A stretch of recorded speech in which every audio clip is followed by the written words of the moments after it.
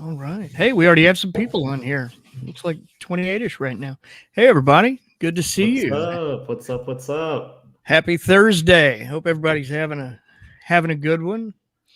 We're running like wild trying to get these going, but the response to the last live was really good, so we thought we'd try to do some more of these, maybe tutorials, maybe a guest here and there when we're able to do them. We've got some cool stuff lined up in the weeks, months to come that we're cooking. As always, this will be, as interactive as we can. I'm keeping an eye on the chat. Please bear in mind, we're also running like, 4 different monitors right now. And so if we're a little slow in the chat on the back end, bear with us. We'll keep up and get to it. Yeah. Yep.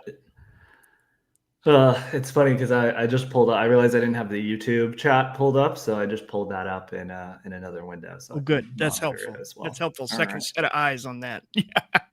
Yeah.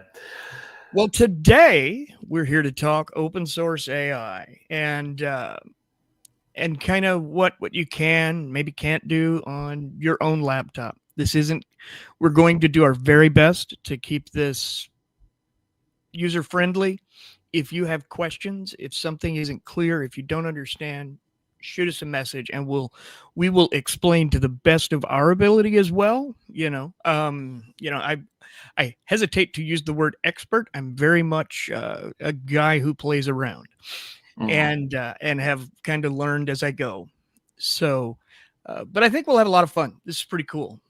The app we're going to be using today, let me bring up my screen to show you here. Oh, 1 second. There we go. We are going to be using LM Studio. Now, there are a ton of different tools, different ways, different processes you can use to run local models on your computer. There's LM Studio, there's Olama, there's Docker, there's Grant. What am I missing? Llama.cpp. I almost said CCP. Llama.cpp, and then a bunch of other technical ones that more technical people will know, but you as a non-technical person do not need to know. Yeah. Okay. Very cool. Very cool. I have quite a few loaded in mind, but I wanted to show you very simply like where I go to get these and what you can do and kind of what you can run, what you can't, and teach you about a few things like the fact that, you can try to run anything, just about, but some of them can lead to disappointment if you're not running on a pretty hot machine.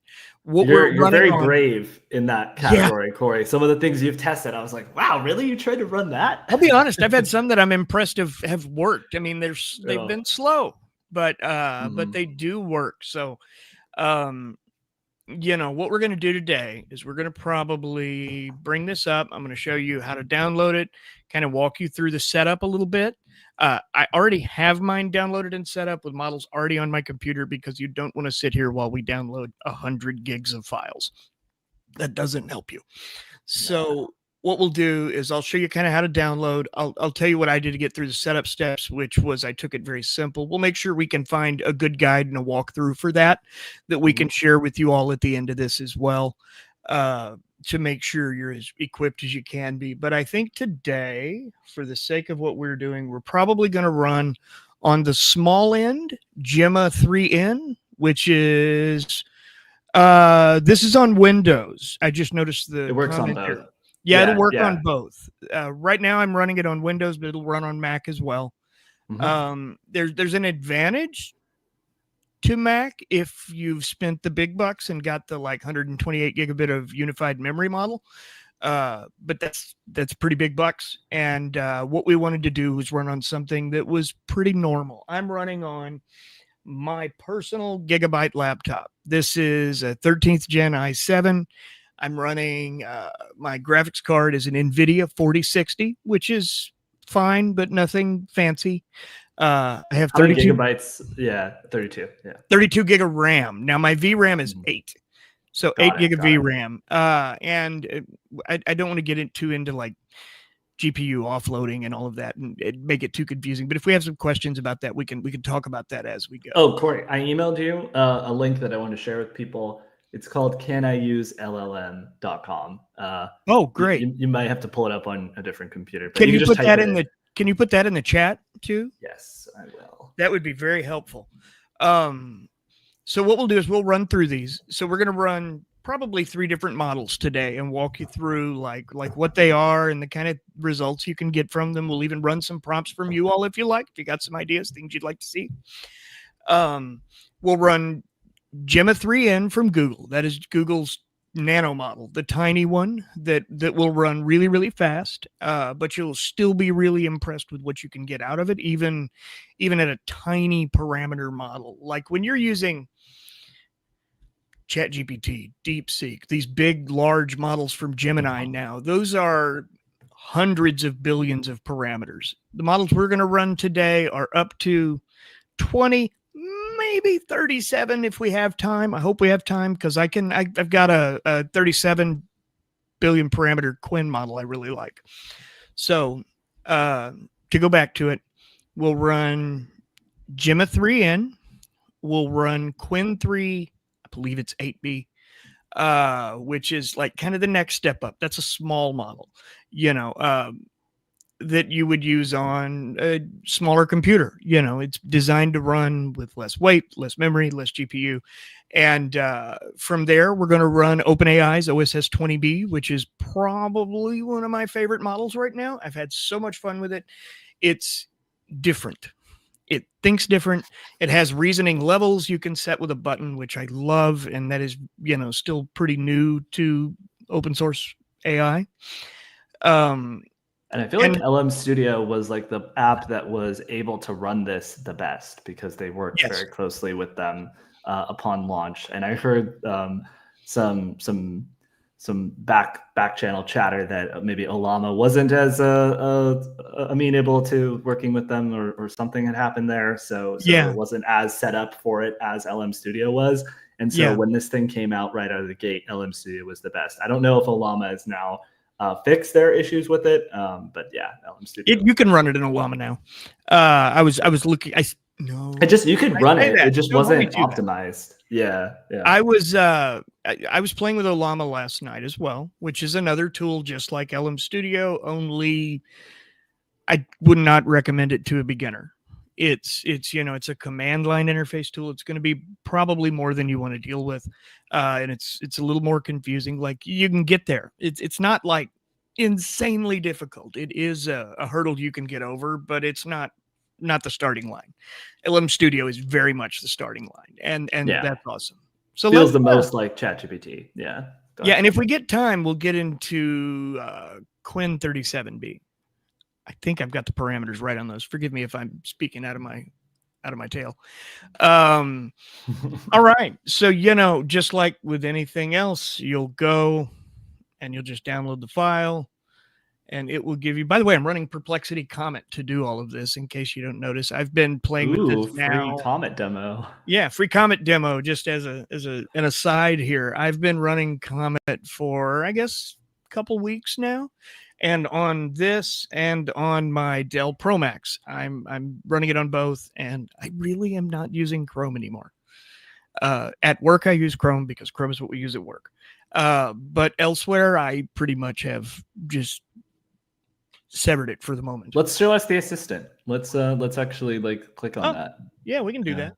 We can do that. Let's go over here and bring up the assistant tool. That's so cool. And you can ask it all kinds of things like,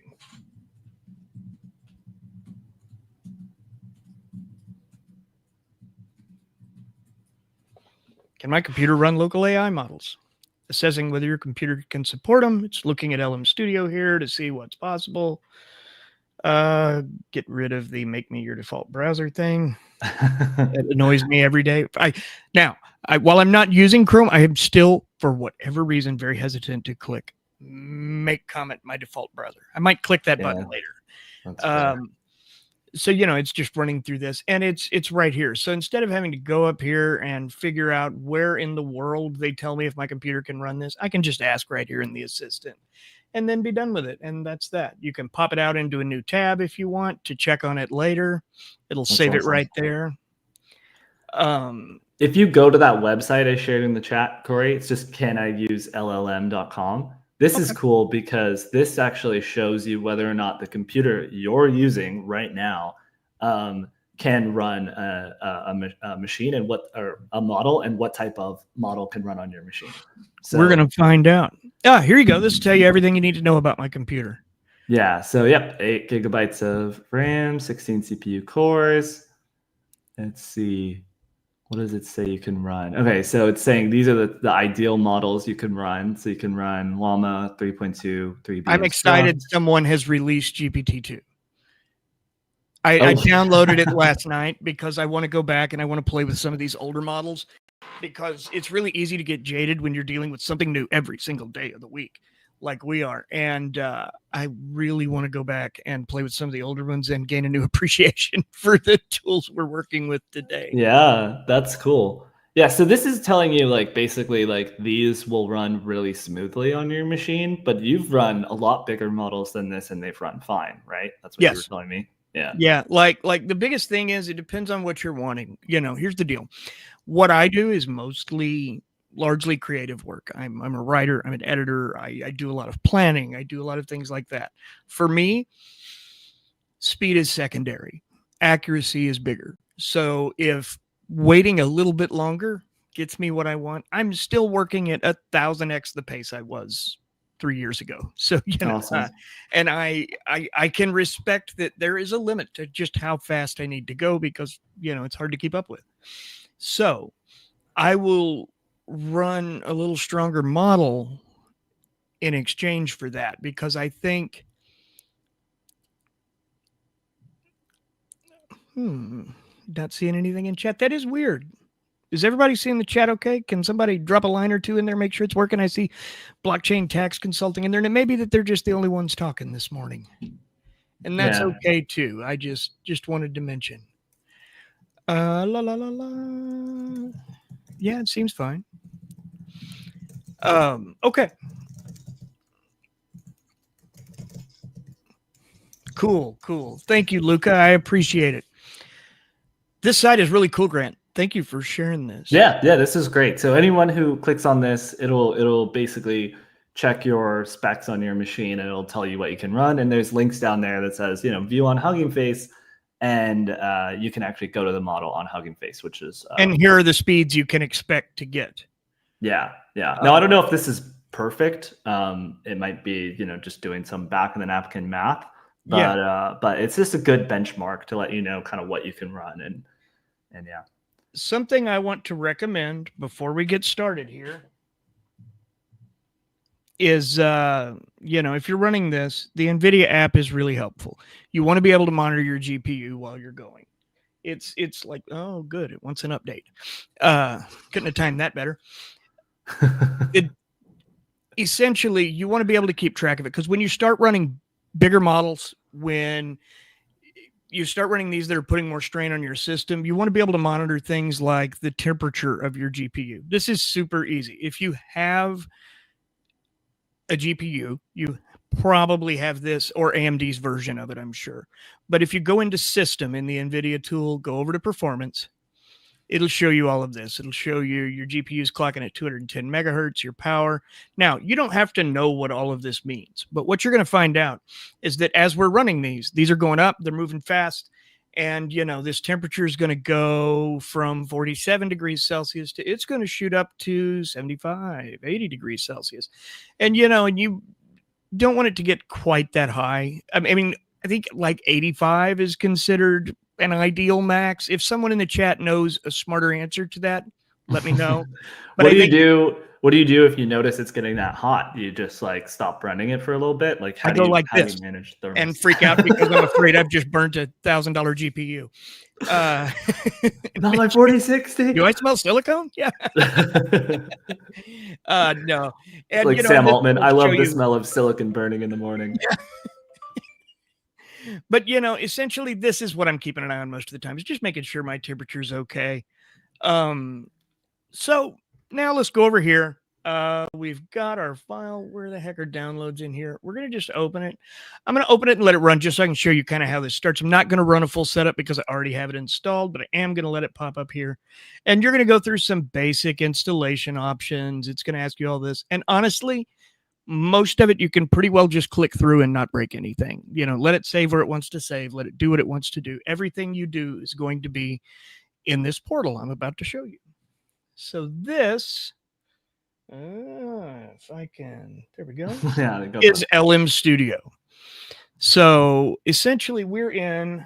I love that character. The thing you're going to like about LM Studio, this is user mode. User mode. LM Studio is set up for 3 different types of users. There's user, power user, and developer mode. None of which are as terrifying as they sound when you click up, but you get extra tools, extra abilities with each of them. But for the purpose of getting started, we're just going to talk here in user up to power user, probably. Because power user is where we can do things like go find models. So, for example, this is your standard chat interface right here, and it works just like any you've ever seen. But you have to load a model. And in order to load a model, you have to have one, obviously. So we're going to go over here to power user down at the bottom where you see these 3 options. And over here, you've got your chat. You've got developer mode, which is a terminal. You've got my models, which are models I've loaded on this machine right here and exist right now. And I have discover. So discover is where you go in and you're able to say, you know, let's see what's out right now. So there's this new seed model. That's from the people who made TikTok. That's from ByteDance. Mm-hmm. I don't have that downloaded yet. Here's Quinn 3.4b. Quinn is from Alibaba, the Chinese company that wholesalers buy from and individuals and they're do. Basically crushing it in AI. Yeah, they are really good. It is. I mean, really DeepSeek's really good, but Alibaba just ships. Yeah, constantly. Yeah. And I will say it is not a Google 2.5 Pro. It is not a GPT-5. But for what it is and the size they're really good and they run pretty lean. Like it's not taxing my GPU that hard. So let's go down here and look through these and you'll see them and you're able to go in here to your hardware and set up what you can run right here within LM Studio. And it knows I have 32 gigs of RAM. It knows I have 8 gigs of VRAM.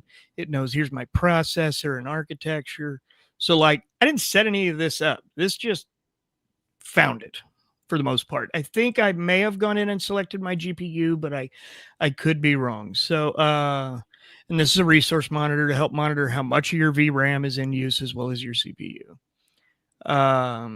And we have some runtime extensions that I'm not going to get into because if I'm honest, I don't know what they mean. If I'm going to that's like power user stuff. Yeah, like I said, I'm learning too. A few weeks from now, we'll talk about those.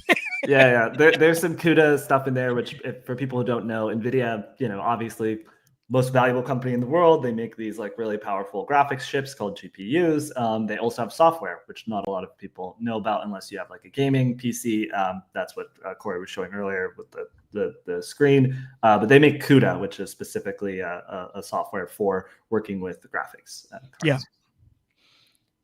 So essentially, you can sort here by best match. I'm always looking at recently updated because I want to see what's new.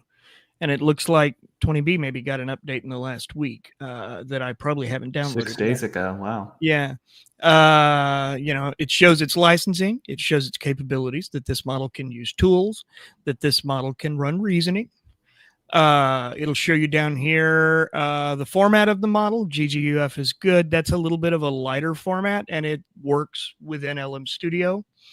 Yeah. So when you run like a bigger model, you're going to want to use like the GGUF version of it. Yeah. There's another popular one. And they don't all have a GGUF version. Like for instance, we wanted to run the new Swedish model this morning, which is called Swiss. Yeah. Yeah. What is Swiss? Yeah. Apertus. We wanted to run that because it's really interesting. They've done some neat stuff in training it. It's only trained with legally available data. Correct? Mm-hmm. Yeah. It's very. It's like open weight. It's completely private, the only legally available training data. So they're trying to do it as ethically as possible, right? That's the idea. Exactly. That's the idea. And I want to try that out. The catch is there's not a GGUF version yet, which means I can't. There might be a way to load them into here, but it's still beyond me at this point. Like, it's going to be too big, I think. Yeah. And they're probably we'll show you the process. We'll show you the process. So if you want to run that model specifically on your own computer, or we'll show you how to do that. Exactly. Yeah. And what you see over here though is this is running you through the basics about it. You've got download options, and it'll show you that there are multiple files. This particular one here is, the only version of it, but some of these will have a 4-bit, an 8-bit, a 12-bit, or 6-bit version even, I believe, that can run a little lighter and a little lighter to make them work on your machine. And then if you want to run it, down here is generally, I'm going to click over to one I don't have, a download button that tells you this is 21.76 gigabytes to download. Northwest Oregon coast. Heck yeah. Oh, we got a question from JJo. Are all the versions able to download? Here's my recommendation on this. And the reason I'm going to say it is because there are thousands and thousands of models on Hugging Face right now that you could go download. And they're from individuals. Some of them have been fine-tuned. Some have been trained. Some of them have been cracked. Some of them have been all kinds of things. And, we're not going to get into that today, though. But some of them have been all kinds of different approaches, and you never know. You're downloading these from people. I mean, I don't know enough about a screening process on Hugging Face. I know the smartest thing you could do is check into the community, and if you see there are a lot of likes, if you see there are a lot of downloads, that's a good sign that this works and isn't going to rot your machine. Yeah, one thing I said in the chat is usually if it shows up on LM Studio, well, actually, we're in staff picks right now. So if it shows up in staff picks, you should be good to go. If it shows in staff picks, that's a good call. LM Studio, because that means they've looked through it, they make sure it's legit. Yeah, I'm pretty sure if it shows up here, that means they've already pre-screened it to make sure that this is something that actually works in LM. Yes.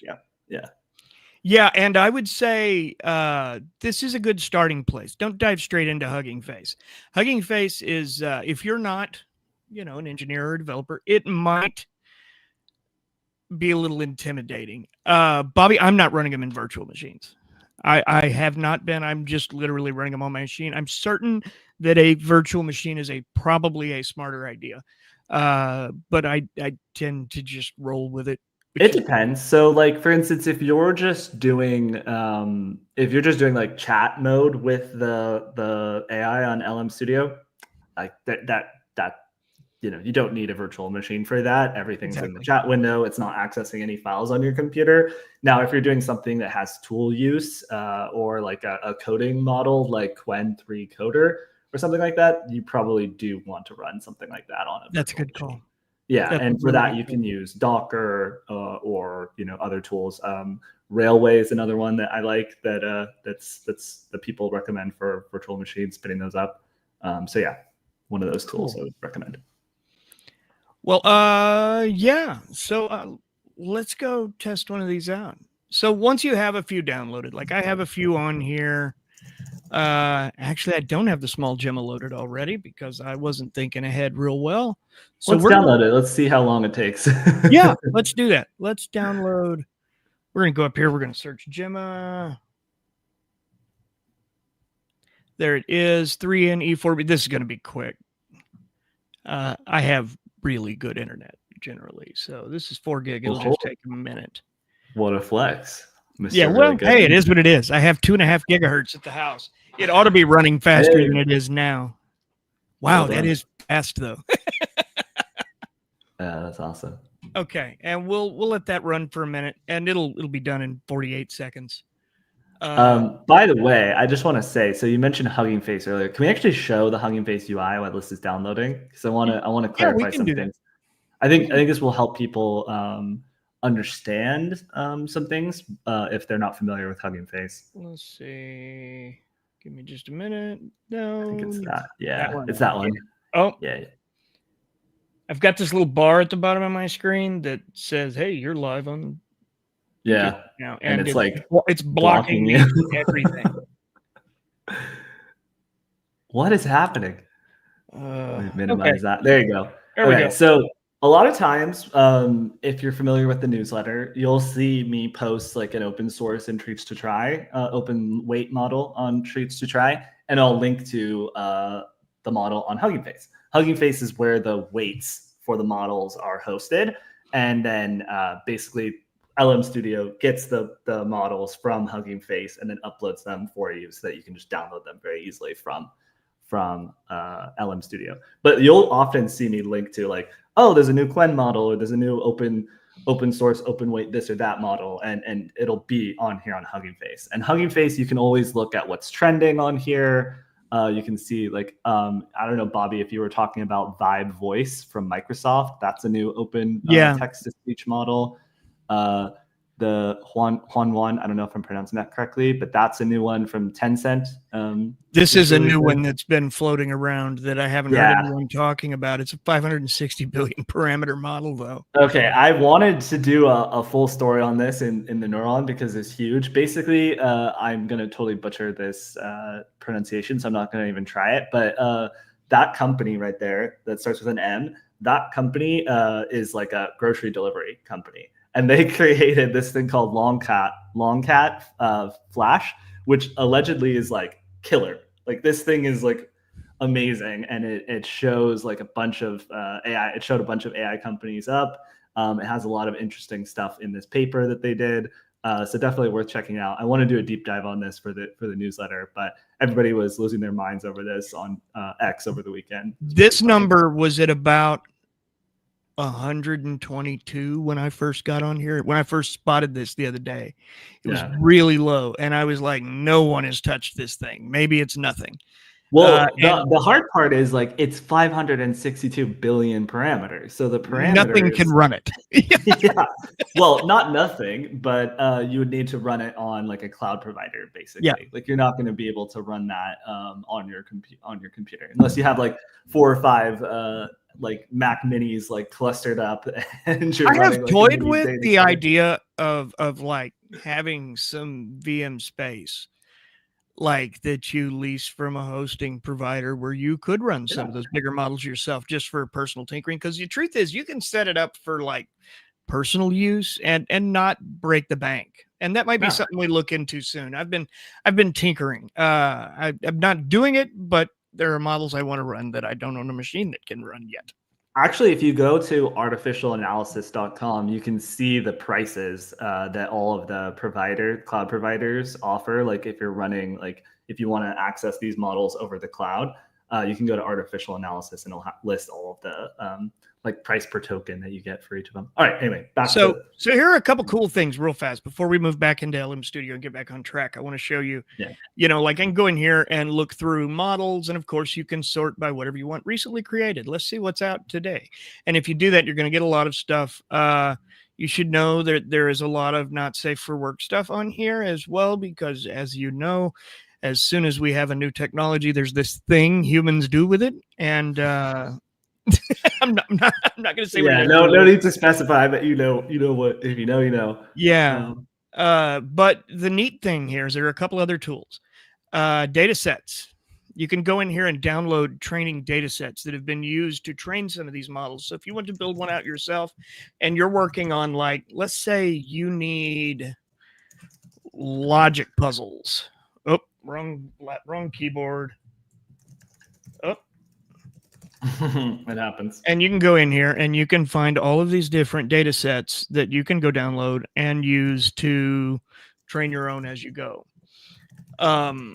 Same with spaces. Now here's where you get to play with the big models in Hugging Face is they have spaces, and in spaces people have already uploaded these. Here's their working versions. You can immediately just click into and run right there on the spot. This is awesome. You need a Hugging Face account, but that's free. I mean, they have a paid version, but even the paid version's not that bad. This model's cool, actually. If you go back to that, I think this is the one where you can add video and video and audio, and it will make like a podcast from like, okay, it knows your video, now it knows how you look, and then it will make it'll that sync into the audio to the video. It's wild. Super sick. It's really cool. I tried to, it didn't work. I've been playing with image models and stuff too, and I tried tinkering with video a couple. Okay, they have Vibe Voice up here now where you can play with it too. So like this is a place, and we should have mentioned this up front in retrospect, where you can go use these tools right here, and you don't have to download them at all. If you want to play with Nano Banana, if you want to play with, you're hearing about these things on social. We'll usually try to link to them, like if there's a Hugging Face space that's up for it, so that you can try it out. So that way, if you're not technical or you don't have a computer that can run one of these, you can still play with them here. But this is like this is a great place, and it's more available to normal people than it's ever been right now. I mean, like, and this doesn't cost anything. You can just go and use these. I mean, like, there may be some limits depending on the individual tool and where it's hosted, who's hosting it. Best way to use LM Studio to run your own voice agent. That's a good question. We can try Vibe Voice. Do you want to download Vibe Voice and see if we can get it working? I have not run Vibe Voice yet because I think it wanted to has to do a container. Is what I'm believing. But another little note up here, if you want to see image gen tools, text gen, video gen, 3D modeling AI tools you can tinker with, object detection, code generation. There are so many options up here you can just go in and play with. Voice cloning. If you want to harass your friends, it's the first thing that happened to me. Soon as voice cloning became a thing, I started getting, because I've done some podcasts, some YouTube stuff over the years, and the first thing that happened was my horrible friends went out and cloned your voice and harassed you with it, and harassed me relentlessly. It was terrible. What are friends for? Well, now that we've poked around down here, what's the best way to put that in the chat? Can you put that in the chat? Yeah. Can we let's see here. Yeah. Oh, is that just huggingface.com spaces? I'll share it. Yeah, please do, because I'm switching between computers. I get it. Okay, so let's go back over here to LM Studio, because now I am certain our model has downloaded. We have Gemma 3 in, and it didn't take long. So we'll go over here. What we're going to do is you go down, this channel up here is where you know what model you're running right now. And if you come into here, you'll see every model that's loaded on your computer at this moment, and you just click and it will load. You'll give it a second. It takes 5-10 seconds depending on the model. Jordan.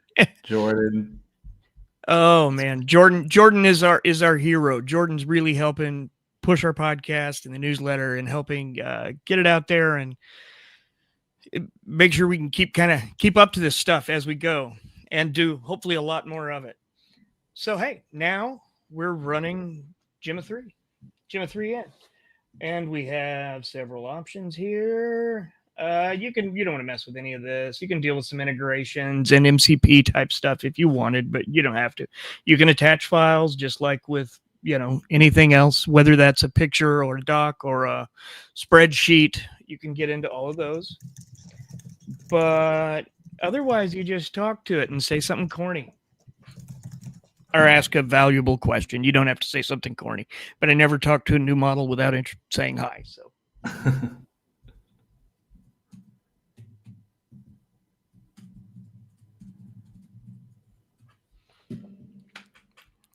I love to see how it just responds to, hey, how's it going? Because they all respond very differently. Hey there, I'm doing well. Thanks for asking. Some are very emoji happy. It really, that's a funny thing. Large language model created by Gemma team at DeepMind. I don't experience things the way humans do, but my systems are running smooth. And I'm ready to help. Nice.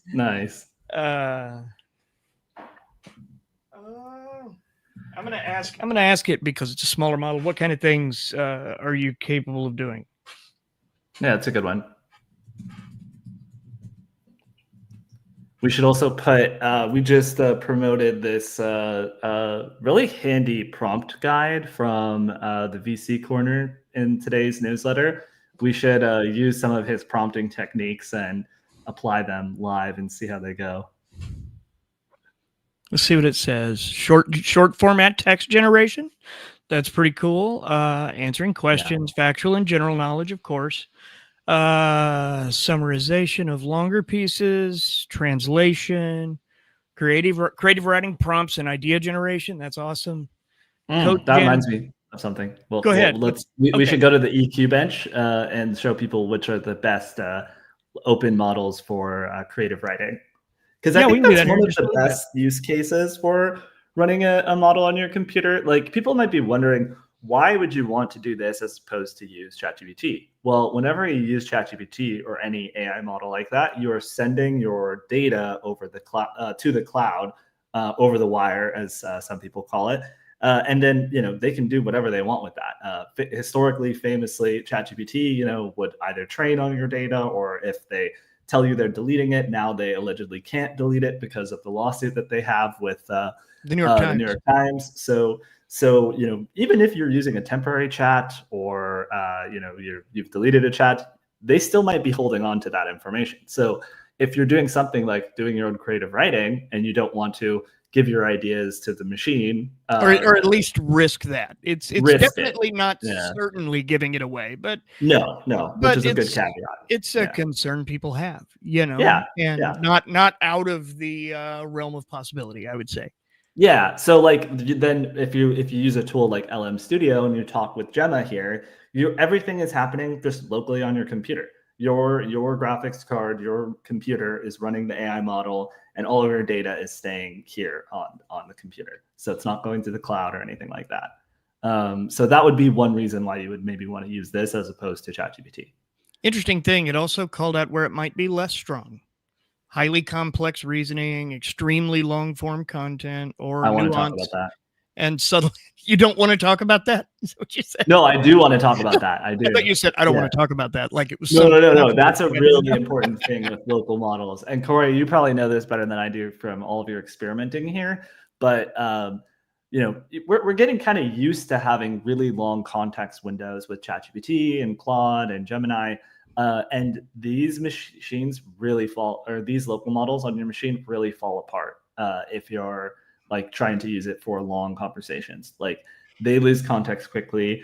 The context also, impacts how quickly the models run and how slow they are, and they just can't hold their attention the same way that the big models can after a certain point. Like, in a more technical explanation some other time, we'll get into kind of some things you can do over in developer mode here, where you have access to all of your presets, your inference, and the ability to make a lot of adjustments to your tools, your temperature,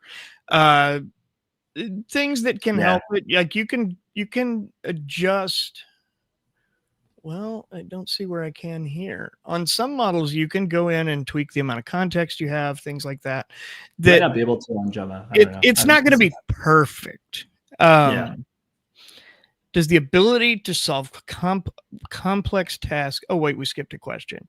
What about go ahead, read it. Go ahead. What about prompt or asking about degradation levels and when to terminate a conversation? Okay, so this is kind of like what we're talking about. So a lot of times on the model card, or if you do a quick Google search about a model, you can find very quickly what it's kind of like context max is. Like, there was one model that I was using to do some creative writing that had about 8,000 tokens, which as we know, tokens kind of correlate to like a word. It's not one-to-one. Usually a safe bet is like a piece of a word in some cases. Yeah, 8,000 tokens is about equivalent to say 75% of that in words. So I don't know, 6,500 words, 7,000 words max at the limit. So you can kind of use that as your barometer, which says, okay, I know the chat will be able to maintain context for about 6,500 words. And after that, I need to start a new conversation. So that's just one example. Usually, if you look up the model, you can see what's the context limit for it, and it'll give you a range there. As Corey said, you can kind of adjust that a bit depending on what other settings you have. But usually, and the power you have at your disposal. Yes, exactly. It does matter, which leads into this next question. Does the ability to solve a complex task depend on the quality of your hardware? What do you think? If you're within a reasonable amount of range of what should be able to run the model, not so much. But if you're trying to run, the other day I was trying to run Hermes 4B, which is a rather large version of, I think, Llama Maverick, maybe, if I'm not mistaken. And it's 70 billion parameters. It was too much. I ran it at 3 tokens per second. It was really slow. It was nauseating. The answer was good, but it was nothing like amazing. It was not what you would expect from a model that's really touted for its intelligence. And so I think it depends on what you're trying to run, is what I would say. Is if you're running things in a class that your machine can tolerate, you'll get good results. And usually, you can kind of like eyeball it. Like, let's say, for example, you have a VRAM of like 16 gigabytes. Anything under 12 gigabyte or 12 billion parameters, you can probably run. You can kind of benchmark it that way. Like, if you have more gigabytes than the billions of parameters, then you can probably run it. It might not be amazing, like it's not like okay, if I can run anything that's 16 billion parameters or more, probably more like 12 or 8 billion parameters, but you can kind of benchmark it like that. So if, for example, you have a MacBook that's like 32 gigabytes of VRAM, then you could probably run like a 24 billion parameter model or like a 16 billion, something like that. Yeah. And what you're going to see is that we're going to do this on a $1,200 laptop today that we probably shouldn't be. How much of the model has to be local, and how much can you put it on a zip drive to carry between your desktop and laptop when traveling? Yes. So if you have storage, you can store the model. Like I've even toyed around with downloading DeepSeek V3, like that huge 700 gigabyte model, and I was like, maybe I should just download this, put it on a hard drive, and just save it, just in case. In hopes that one of these days I'll have a machine that can run it. Yeah. Or like if the government all of a sudden like bans DeepSeek, it's like, well, at least I have it, if I want to use it. But so yeah, you can totally store it. But basically, you need to put the whole model on your computer to run it locally. So for example, you could save it on a external hard drive or something, and then you can plug in your laptop. But I would still probably want the model on the machine itself. Yeah. And have you tried actually, Corey? Have you tried running like the model on an external hard drive? No, but it's something I was looking at. I was eyeballing a 4 terabyte external the other night, actually, and there's a non-zero chance I'll acquire one in the coming weeks. So that's something I want to experiment with. That's kind of why I was looking, is also that, and just to have all these downloaded and in a thing I could shove in a safe deposit box somewhere if I wanted to. Just so I know this is the worst model I'll ever have again in my life. If the power disappeared from the world, I would figure out how to run it on a solar panel and or fire. Yeah, I'm running local models. Okay, something else I want to show here real quick in this response we got from Jimmy3N. Down here at the bottom of every answer is where you see how fast it ran.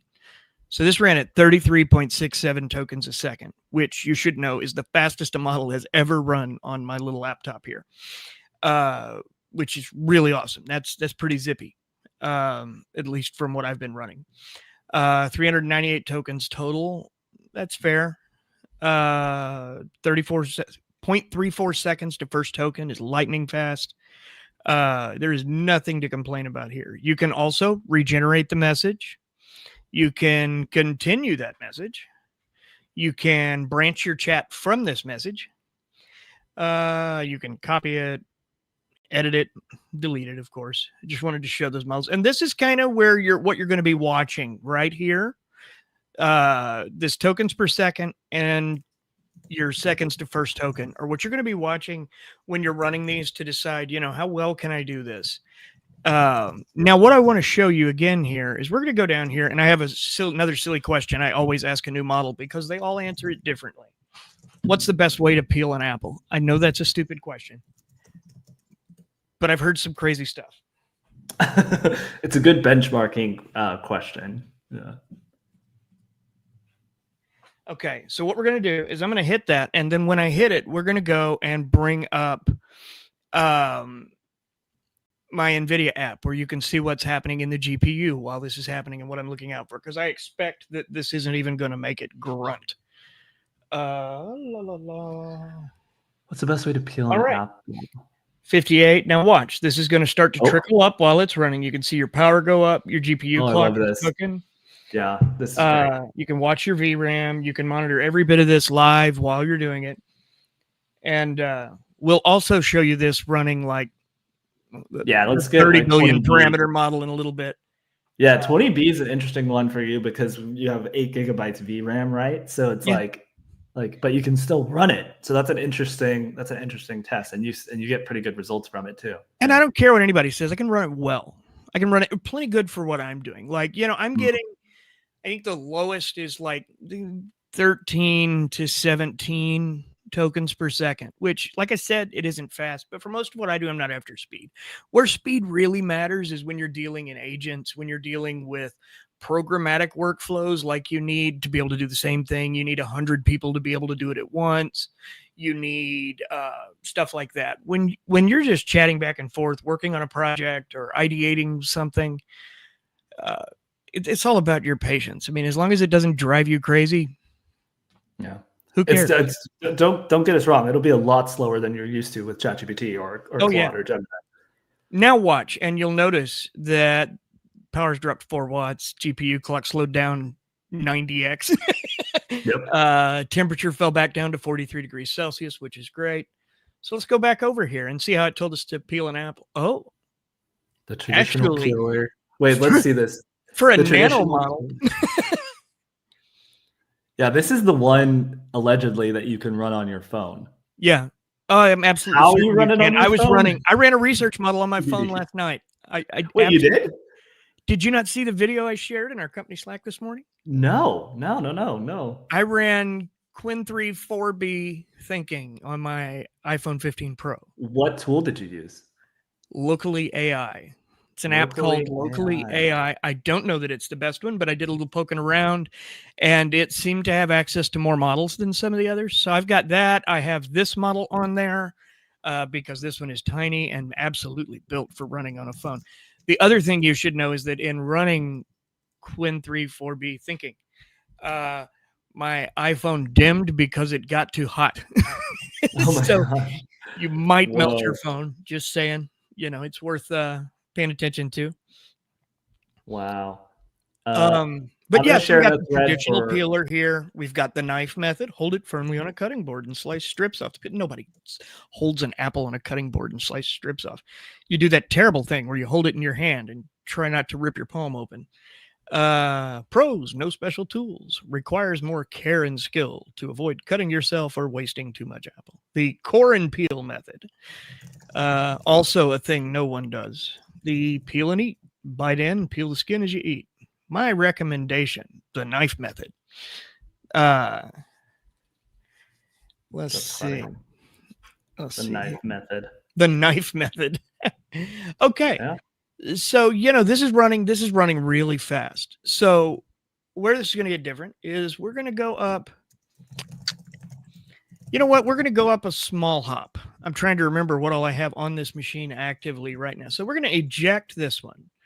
And we're going to clear the chat. Clear all messages. So we're in here fresh. And we're going to go up here and we're going to go down to Qwen 3 4B thinking. That's the model I ran. Gemma 2 27B Granite. IB Granite from IBM. Mm-hmm. Let's run Granite. That's an 8 billion parameter model. So right here, it's loading the new model. I was messaging in the chat about this. So every time you pull up a new model, it has to load it in. What you will find is that Granite is more official. So I'm going to ask it something silly like. Yeah, I had a great conversation with David Cox at IBM, which I need to publish that article that I wrote. But he was saying that IBM's kind of methodology is looking at these things as tools and not people. Whereas like some of the AI companies are kind of looking at AI as like alien intelligence, and they're like, no, these are just tools, basically. Yeah, and frankly, while we're all out here looking at the shiny fancy models, there are massive companies like IBM, like Oracle, like Databricks and Snowflake that are putting out models that are, working on the backbone of massive things. Here we go. Kickin' chicken is not a standard term with a well-defined meaning in general usage or culinary terms. It could potentially be a brand name, a slang term, or a recipe. It ran at 41 tokens a second, though, in an 8 billion parameter model. Wow, look at that's that. amazing. 40.95. I mean, it was short, and it wasn't like I was asking it a difficult question. I asked it, "What's kicking chicken?" Right. I'm gonna pull up the VC Corner prompt guide I was talking about. One sec. Oh, we're gonna write a prompt in this format. I'm going to ask it the Apple question now to show you the difference in what you get from one model to the next. That'd be great. It went straight to Core, went straight to Apple Core. They don't do that usually. Because IBM doesn't mess around. Yeah, right. That makes sense too. This would absolutely be the most industrial. The Apple Peeler Core would absolutely be the most industrial approach to apple peeling. Yeah. It is not the old man in the rocking chair with a case pocket knife. Okay, so what do we have here? Peel Core, the knife method requires a sharp knife. Here's how to do it. Doesn't say anything about being extra careful though. I think it was a blockchain tax consulting who asked, does the ability to solve complex tasks depend on the quality of your hardware? If you actually have a prompt, like a complicated prompt that you want us to run, we can format that in the proper format, and we could really push this thing. In fact, I would actually like to test it on something that you think you might actually want to run. Maybe not. You can stump it. Yeah, but let's maybe when you pull up OSS, ChatGPT's or OpenAI's open model, let's see if we can run something difficult on it. I'm down to melt some silicone. All right. So yeah, I mean, it gave a good answer. Remember, no matter which method you choose, it's important to wash your fruit. So see, here's the kicker. When you're looking at Granite, this isn't a model built to have personality and make you laugh and feel welcome. This is a model built for work. It's built to do tasks. It's built to understand them, to get it. And it's a small model, and it runs clear. It's running faster than Gemma ran. Mm-hmm. Gemma ran at 33 tokens, and I was impressed. This just ran at 40. Wow. So this 8 billion parameter model is outrunning Gemma 3N. So that's pretty interesting. It is. Well, I mean, I'm willing to bet that IBM builds for efficiency. Yep. They are one of the biggest companies in the world. Arguably the first computer company. And the first computer company, yeah.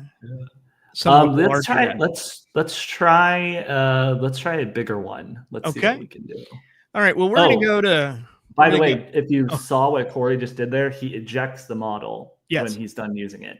That way it saves your computer's memory. So it's not keeping multiple models loaded at one time. It's just running one at a time. And some of these apps will run multiple models at once, and you don't want to do that. They're all going to run like crap. Yeah, it's going to make it way worse. You know what I wish we'd have done? I wish. Here we go. Yeah, that's a good one. I'm gonna format that in a prompt, and I'll paste it in the chat. Do you want us to run this in the IBM one, or do you want us to run it in OSS 20B? I'm cool with doing it in either place, or both. I'm loading this up in the right format. Okay. What are the different and then you're going to send it to a computer I'm not on, right? No. Can you send that to can you email it to my personal email? Yeah. We're going to have to find a good solution for this. I need to get my personal computer on Slack or something. So we can back and because Corey's running this on his personal machine right now, not his work issued laptop. So it's that's fine. And we're very new to live. So actually I'm running the models on my personal laptop. I'm running the live stream on my work laptop. So I generally have 2 or 3 different machines going up here. So it's okay. I've got a prompt. Okay. We'll have our resident blockchain tax consultants confirm that it's good, but I'm going to send it to you, Corey. Okay. Let's see. And I'm going to just briefly pull this down while I go check my email, because who knows what kind of spam could be sitting in there. Let's see. Okay, I just sent it. Hopefully I got your email correct. I'm not going to put you on blast. You're not going to put me on blast? Yeah, I'm not going to put you on blast and have you say it publicly, but yeah.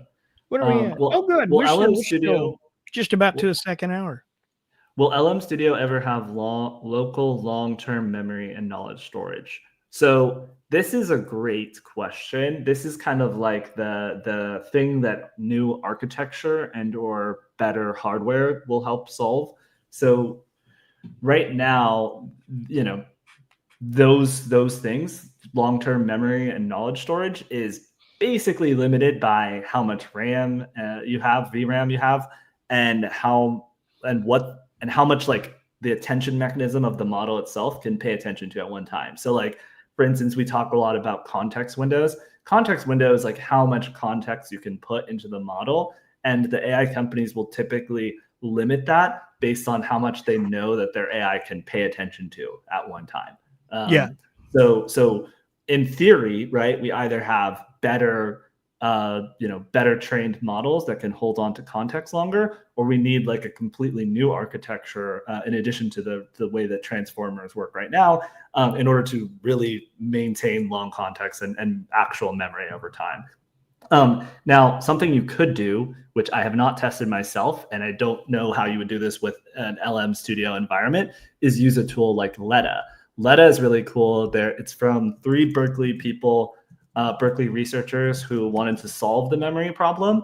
And it basically is a model agnostic framework that lets you create what's called stateful AI agents. So that basically means that you can like maintain consistent knowledge or memory, like what you're asking about. So Letta is cool, and you can use it with any of the idea is that you should be able to use it with any AI tool system that you work with. And so it's sort of like a back-end memory system to help manage that. I wonder if there's not a way to manage it locally. I you know what? I have not looked into this. It feels like a thing that's probably beyond the scope of my personal expertise, but I would love to be able to do that. To be able to adjust a context window yourself based on the storage you have available. I'm gonna just like we'll research that. In the meantime, which model are we going to try this in? We're going to try this in 20B. Was that the idea? Yeah, let's do it in GPT OSS. We don't want that 20B. We want okay. Where is? I think the idea of Letta is that you should be able to use where is my normal 20B? That is not. Hang on. It's right up there. Go back. Yeah, that's not it, Grant. No. Okay. One? Yeah. Here we go. Sorry. That's not it, Grant. Well, no, I have another version of it. Fair enough. That's a version a guy made that's cracked. And sort of, I was just playing with it the other day. I wanted to see. Awesome. But it's not what I would want to base. Is this a good model on? Because, they're a coin toss. Did you, Corey, see the prompt that I sent you? Yes, I've got it. It's ready to be pasted. Okay, so welcome to OSS 20B. Okay, can you explain? I want to start at the beginning here and do the things we've done with each of the others just for context. So, and this one's a little bit different than the other one, so we want to clarify how it's different. With the reasoning and all that. Yeah. So the reason I ask these corny questions with a new model is just to compare how they look. And it's not a thing I track. It's not a thing I benchmark. It's very much just a kind of helps me get a personal feel for how the model communicates. And so, thought for a brief moment. Need to respond as 20B persona. Let's assume friendly. Hopefully. Hey, I'm doing great. Just crunching numbers and keeping the vibes positive. What's on your mind today? I wonder if it could like choose violence. Like, let's assume violence. I'll tell you what, the OpenAI OS models are about as tightly contained as any I've seen, as far as from a safety perspective, and like the odds that it's going to get open. By that, what I should say is that a person who knows what they're doing and is good at it might take minutes instead of seconds before they crack it for the first time. Right. But they've done a lot of red teaming with it. There's a big $500,000 contest right now where it may be done, where people were identifying vulnerabilities and turning them in. We're gonna have a cool guest soon talking about vulnerabilities and whatnot. Can't talk any more about it yet, but we're working on it, and I think it'll be a really fun episode. Maybe even a live. You never know. You never know. The best way to peel an apple. Okay, so I've got to ask it the apple question. Thought for a brief moment. Need explain that. What does that even mean? Okay, now while that's running, look at this. Let's go over here. We're going to watch our numbers. It's slowly rising, but it's staying steadier than it did with the 8 billion parameter model. Which is interesting. VRAM clock. GPU utilization, I'm only at 36%. Mind you, I'm running this on a 4060, and it's fine. It's fine. It runs fast enough for me. GPU temperature still running about 50 degrees Celsius. There was an update that came recently, and the temperature, I wonder if it helps with that. I think something happened, maybe from NVIDIA in a firmware update or something, and that's with automatic tuning on to overclock it, because like it's cranked up 75 megahertz right now. And you know, the GPU clock's running lower than it was with. Is it still writing? That's what I'm curious about. Probably. Yeah, right. It talks a lot. So you can see how it does take longer than a typical ChatGPT. This is with reasoning on low. Okay. Okay. So I want to show you that and show you those numbers. We're looking at those numbers where it's the GPU staying cool, it's not cranking over, and it's like need explain methods. Okay. So what we're gonna do real quick here is we're gonna ask it the same question, but we're gonna ask it on high reasoning. I won't put you through medium because you get the idea. It's in the middle. 13.6 tokens a second. So that's slow, but I mean, that was what, a minute and a half. You know, I mean, if you're dealing with important work stuff, that's not the end of the world. If you're dealing with something you want to be working on and it's very bearable. It's not the deal that I would say the benchmark crowd freaks out about. They're like, oh my God, it's 13 tokens a second. That's awful. And like, yeah, okay, sure. I could run other things much faster. But this gives good answers. For starters, compared to all of the other questions about how to deal with an apple. Look at this answer. The apple peeler method. It gave me a table with steps for starters. A really nice little table too. I like this model a lot. Okay. This one's cool. It gave me really nice pros and cons very fast. Leaves a uniform shape. It's not as windy as some of the others. Down here, the chef's knife. Nobody's tossed this up yet. Like, I've never considered it. Core it first. Okay. Slice off a thin top, then use a small paring knife to remove the core, or cut it into quarters first. Place the apple on its side, staring at the top. We won't get into too deep into the science of apple peeling, but the banana peel. I still like IBM's answer the best. It's a core peeler. Yeah, core peeler. Yeah, it's like straight to the industrial answer. It's the 9-inch nails of AI. Yeah. All right. So, you know, quick tips for each method, gives you a bottom line, happy peeling. Like, to me, this is just a really cool voice that this uses. It's not like super sycophantic. It's not, you know, super outgoing and bubbly, but it makes it conversational without being the story itself. So that was 13 tokens a second. So now we're going to run the same thing up here at high. Same question. Do you want to start a new chat or Or does that matter Oh, much? that's the CPA one. Hang on. Oh, I'm on the wrong keyboard. That's what's wrong. Okay, that's okay. We're gonna run that too still. Yeah, don't worry. A blockchain tax consulting. We'll get there. Yeah, we'll get there. We will get there.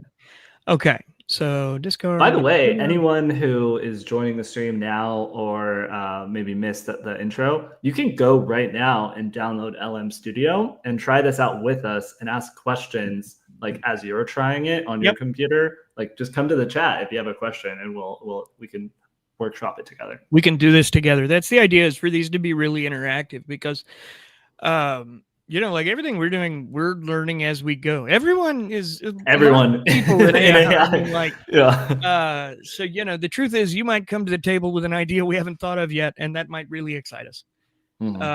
Okay, so I've turned it on to high. Now let's see the difference in my high-tech. So this is something that's kind of unique to GPT OSS versus the other ones that we ran, is that it has reasoning parameters at the bottom that you can change. Like you can change it from low to medium to high. And that's that not lightning bolt, that light bulb at the bottom there. And that's how you edit that.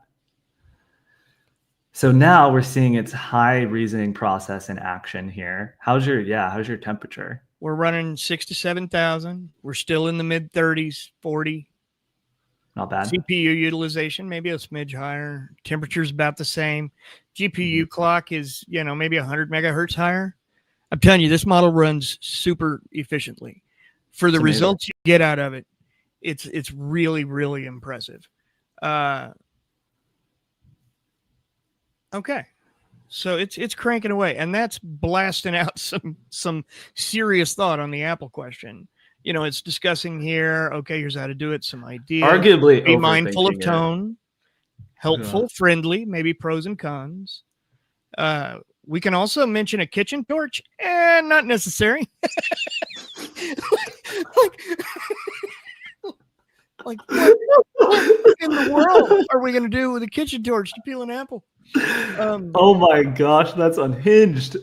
Mention that you can peel by microwaving briefly or blanching. I've never had that suggested. Bring water to a boil, drop it in, and then peel. I've never had that. It is quite literally boiling the ocean to come up with every possible option. It is. It is. That is hilarious. So, it's all right. Talk about an apple peeler gadget. See, now here's the other catch. IBM went straight to the peeler, went straight to the industrial peeler, the gadget.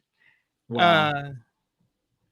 And coming down here, we're doing this. We're still going through. It's probably still thinking. On high, it really, really thinks. Medium is where it thinks like a normal model. Best to give step by step. So would you say medium? Safety tips. This model is big on not giving you information that will get you hurt, that will be safe. And that's important. And as much as it's maybe annoying for a guy like me who really wants it to, tell me all of the terrible things that it can do. Kids are going to be using these soon, regularly. Like we're within a year or so of kids running stuff like this in high schools. And there's a big chance too that kids growing up today, like, we had iPhone babies or iPad babies, like we're going to have AI babies where we're going to have AI kind of rely on AI for everything. Well, so Altman mentioned once that, he's like, I have this child who's never going to know a world where he's the smartest creature on earth. And it's like, ooh, that's interesting. It's just a thing I hadn't considered before, because it is a different vibe the first time you watch one smoke you at something you've spent 25 years learning to do well. Okay, so we're still thinking. We're going to skip all the thinking. It's moving faster than what I'm scrolling. The classic paring knife. So it went with the classy move, and probably the most likely one. That's what most people do if they're going to peel an apple. Yeah, I would say so. Unless you bought a specific like industrial core peeler where it's like that multi-pronged thing that you just slice the apple in one go. Yeah. Oh, that thing's pretty cool. Yeah. The bloomin' onion maker. Pretty much. Yeah. Yeah. Unless you have one of those, like you're going to just use a knife. Yeah. And check this out. Keep your fingers curled under and away from the blade. A dull knife is more dangerous than a sharp one because it requires more force.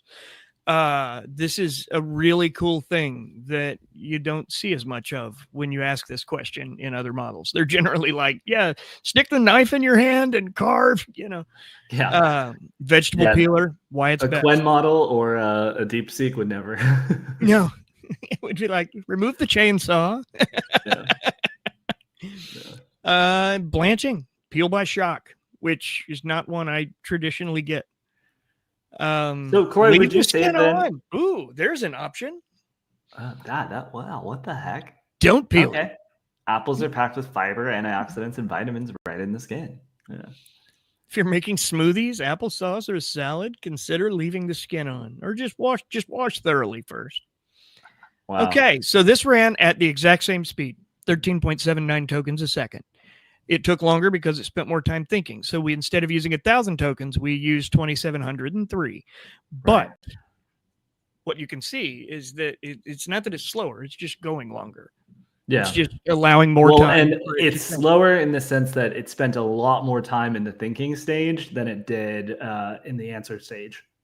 But like, this is a darn fine article on how to peel an apple. Okay. Now, wait, Corey, before we move on, I have one question. So would you say that Medium is probably the best bet for most chats? For most of what you do, Medium. If you were using it, the key here is for you to be able to, the reason these multiple levels of reasoning matters because in an agentic workflow, you could run the same model, but have it at low level here for this portion of the task. No, prompt injection is not going away. I 100% agree. That's just a problem that is going to be a problem. I think there's got to be a way to solve that that's somewhat straightforward, though, like in the sense that it's like you only accept prompts, like you only accept instructions like at the beginning of a task or something. And then once it goes away, it's like you can't accept instructions. I don't know. I feel like there's ways that they're going to be able to hard code around that because it seems kind of stupid that like any website you go to can just have these malicious instructions on it and I'll just be like, okay. Like think about all of the tokens that are on a given website that it reads. It doesn't like do everything on the website. So it's kind of, it's weird. I think it will be like cybersecurity. It will be a situation where we are attempting to be proactive, but at its core, dealing with it is reactive. It will be a matter of, there's this new thing that works with this new series of models. This only works with mixture of experts models or something.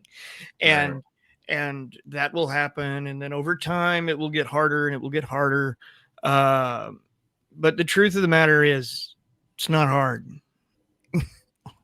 And I can absolutely verify that. It is not. You need to know what you're doing. But like, it can be done relatively easy. And the fear is not, someone trying to get it to do something corny on their open source machine. The fear is, there's obviously, what could a bad actor do with it? And that is things like what happened with Gmail recently with Gemini Workspace, where, you can use Gemini in Google Workspace to work with your emails. And there was this big vulnerability like a month ago, 2 months ago, not that long ago, where what was happening was spam emails were coming out with white text in the bottom. And when the internal Gemini was running those emails and assessing them and summarizing them, it runs that prompt. And that was a real problem because, the world runs on Gmail, and they've done things to combat it, and that particular trick might not work anymore, but there's always going to be another trick. There's always going to be something new coming. Okay, Corey, have you done the tool use with this before? Yes or no? No. Okay. How would one do that if they wanted to? I see another drop down here. I can show you. How about if first we run blockchain's question? Let's do it before we get any farther away. I just went and grabbed it so I could do it again.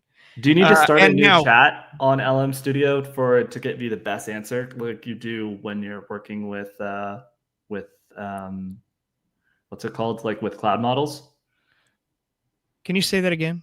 Yeah, so you know how in cloud models, it's better to, when you have a new thought or a new task, to start a new chat window, to open a new chat window. Do you need to do the same thing with LM Studio? I mostly clear it. Now, I mostly just go up here and clear all messages. And for the most part, I've not run into anything, especially if you're loading and unloading models. It's more just a terminal, I think. Now, with image models, that's different. We'll talk image models here in a few weeks because I've been playing with Comfy UI every day and generating hundreds and hundreds of obnoxious and nerdy images. You can see on my Twitter or Instagram if you want. But with that, I do clear cache regularly, and it's got a button for that. And I find that it makes a big difference. I have not noticed a difference in here specifically. Okay. But what I am going to do is clear these, which probably clears cache. Great. But we put this in here. Grant, do you want to explain what you did with this prompt, since it's so than what he said? Did I share I did not share the link, so I'll share the link right now. So what I did is I used the VC Corner. I'm writing this as I'm typing it out. The VC Corner prompting guide. This was something that VC Corner just published. So VC Corner is run by Ruben Dominguez-Ibar, which pretty great Substack that he's got there.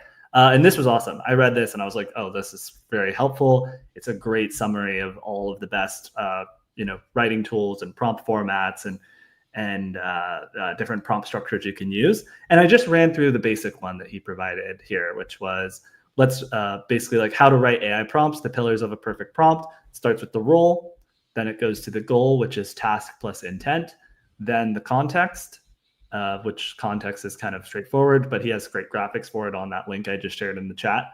And then constraints, so that's like format, length, tone, and style, and then previous examples. So that's how we put together this prompt that you're about to run. And I asked Blockchain Tax Consulting's question, and we're going to see how GPT OSS handles this. All right. Let's see. It's thinking a lot. Also, because we're doing this on a screen and it's going to be small, if you would like, we have an email that you can reach out to us at. Grant. Neurondaily.com. I'll put it in the chat as well. Okay, team@neurondaily.com. If you will shoot us an email and remind us of who you are, we will drop the full text of this for you to look at and give us your feedback on, because we'd love to know what you think. One of the most valuable things you can do with this kind of stuff is put information in the hands of a professional to see how it's doing.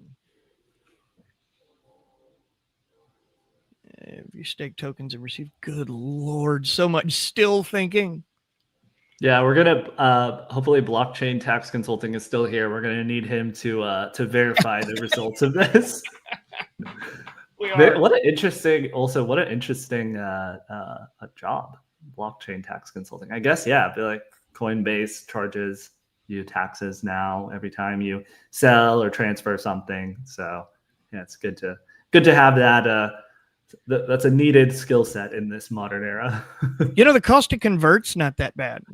The other day I was playing around in there because I don't do much with blockchain, but I had a thing I wanted to snag a little of, and I took a couple duds and converted them over to a new token. And taxable like transaction, 16 cents, which is a minor annoyance. Oh, Bobby wants us to ask the strawberry question. This response is mind-blowing, blockchain says. Mind-blowing how? Like mind-blowing like you think it's good, or mind-blowing just like what? Yeah. Make applesauce. I haven't asked the strawberry queue. We'll ask the strawberry queue as soon as this monster is done running. Okay, so BTC, if you like this answer, like you can run this on your computer. Like you can just chat casually with GPT OSS on your computer about all sorts of blockchain tax questions. Wasn't that a serial killer's name? The abbreviation? What? No, never mind. BTC? No, but it does stand. It is the shorthand for Bitcoin. Bitcoin, I know. And I was like, is that this? I was like, wasn't there? I was thinking of BTK. BTC says it's good and super comprehensive. And it's still thinking. It's not giving us an answer yet. I just That's want what's to. wild about this. It's not even the actual answer. But see, okay, I remember when you used to be able to see the thinking process on AI Studio, which for context, people probably know if they've watched our show. We just talked to Logan Kilpatrick of Google DeepMind. But like AI Studio is Google's tool where you can basically like chat with their new models and just in a playground environment. It's soon to be very much more than that, but that's kind of the gist of it. You used to be able to chat with Gemini 2.5 Pro and see its thinking process.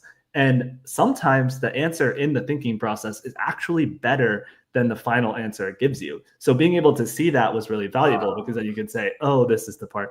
No, what happened? What is hit this? A context window length. Hang on.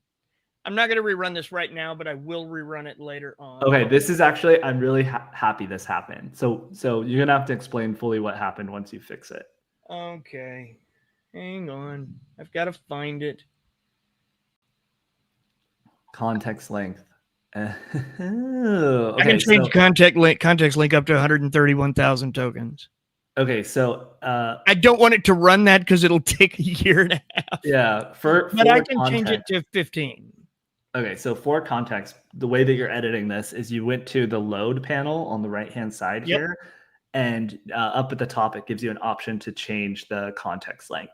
And in the developer window too, just to be clear. Oh, in developer. Okay, so the workflow is developer, load, context length, and then there's a sliding bar that you can change there.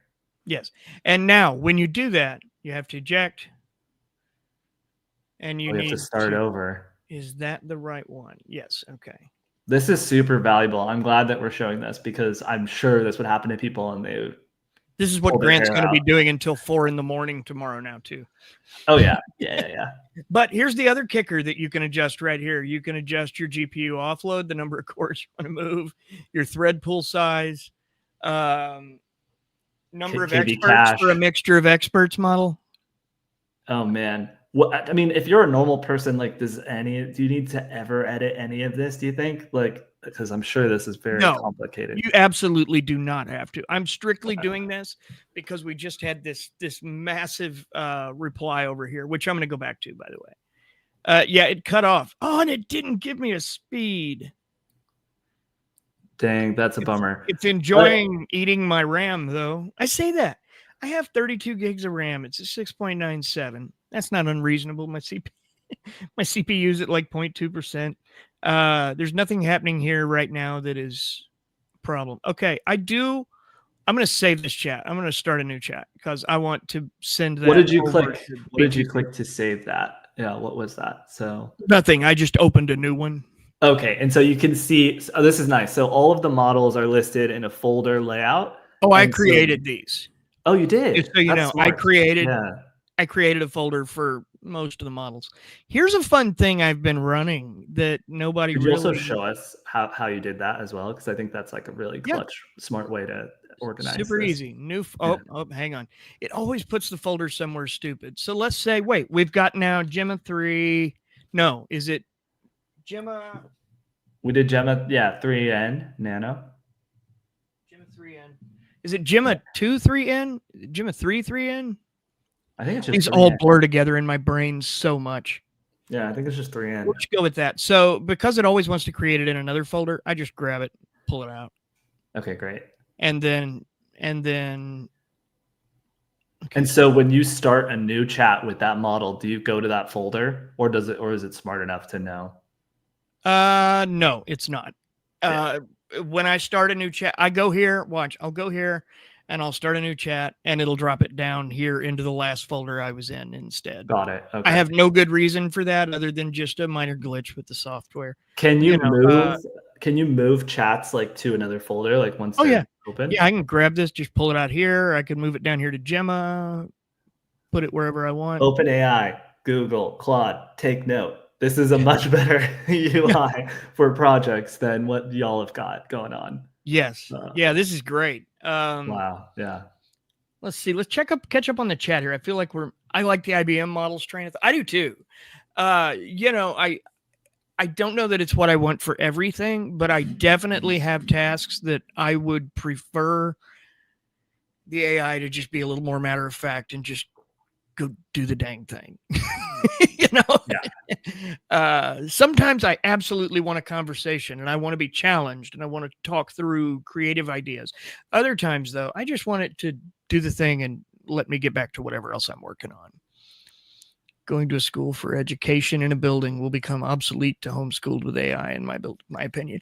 It's not impossible. I think more likely it will not be homeschooled. I think it will probably still be in a facility, because I think there's a real need, especially in the new world we're entering, for us to be able to have some people skills. I think we really need to be able to communicate a little better. But even if you go to homeschool, you're still like have like an in-class like session with other homeschool kids once a week or something. I wonder like how much socialization you need. But I agree with you. I agree it'll be a mix of both. I think what you have, though, is a classroom full of people where, now we have these things called IEPs, individualized education plan, which, for students who move, they're typically used for students who learn a little slower, have some type of educational, I don't know what the right word is here, like disability, let's say. Educational learning disability, where what it is like, here are the goals we're trying to step you toward. And I think this has the ability to make education more like that, in that every student kind of has one and their goals are set on their ability. Yeah, there's a really interesting couple articles we've written on that, like Alpha School and how they're doing it. And imagine the ability to be able to learn. Like, suppose you're working on a math problem and you've already raised your hand. You've already asked the teacher. You don't get it. You go to an after-school thing. You still don't get it because it's the same person explaining it the same way. Imagine, and that takes this social strain. People are scared to get up in front of others. They're scared to talk in public. Imagine if you didn't have to do that. If what you could do was simply ask a question in a chat box on your computer where you're not worried about being embarrassed, and be like, listen, I am not getting this. I do not understand the words coming out of her mouth. Please. Or even better, if you could actually physically say that out loud and then the computer understands and it talks through it with you. Like, yes, that would be huge. Yeah. Yeah, absolutely huge. It really would be. And that's what I think will be big, is the ability to just say, I don't get it. Teach me another way. Show me this in another way, or to hit the voice button and listen to it talk to you while you're reading its response or walk through it. The ability to use voice AI. Voice AI is such a wild thing that I don't think enough people are using in a way that is really impactful yet. And I think it's going to pick up. Like, I think the changes that OpenAI made to the real-time API recently, I think that's going to be really helpful. I think there's a lot of good small text-to-speech or speech-to-text models that are really awesome that have been coming out. Some of which we could run. You could run locally. Those are the speech-to-speech. I really enjoy ChatGPT's advanced voice mode. I've been using it for a long time now, since it released. Like, before it was advanced voice mode, when it was just voice mode. And it had its quirks, but I've worked with it as it's gotten better, and then gotten worse, and then gotten way better, and then a little worse, and then way better, and a little worse again. And it goes like this. It's not like a clear path up to greatness. But I use it in the car a lot when I have an idea, something firing off, and I'm like, you know what? I want to write an article about this. I'll hop in here and I won't have it write an article, but what I'll do is I'll be like, I want to write an article on this recent comment from Mustafa Suleiman about seemingly conscious AI. And, I have a few opinions on this, and I'll have a back and forth conversation with Johnny number 5, which is my advanced voice mode. And I've probably said that before. I have a question that will bring this back to local AI. Could you on the local AI? No, no. You're right. Because Thank you and I, we'll riff on whatever tangent we go on forever. But can you have that same experience with the locally AI app that you just talked about? Like, is there a way to do text to speech on that app? Do you know? If not, we can. That's a good question. I'll be honest, I don't have an answer. I'm gonna look into it. I need the right model. And I would probably do it on the Dell Pro Max and not on this. No, I was talking about the locally AI, the phone, the mobile app that you use to run an AI model on your phone. You know what I'm talking about? Oh, on my phone. Yeah. That's a good question. Let me check it. Yeah, because that would actually be cool. Because that would be like a really great interface where you could just like rant to an AI that runs on your phone. You don't have to worry about sharing it with the OpenAI. I'll have to look through the models. It looks like the models I can run on my phone are Gemma 3N, Gemma 3 quantized. Okay, real quick, Corey, I'm seeing a question in the chat from BTC. Hey guys, so once you install LM Studio, you still have to separately download and install all of these models. Yes, that's correct. Correct. So, and the models, the bigger the model is, the more space it'll take on your computer. Yes. So and let me show you how to go do that right now, real quick. Yeah, I'll run through that again because we ran through it really, really early. So down here at the bottom in the window, you'll see user, power user, stupid Windows bar, developer mode. You want power user, and you're going to go over here to the little, what are those called? Magnifying glass.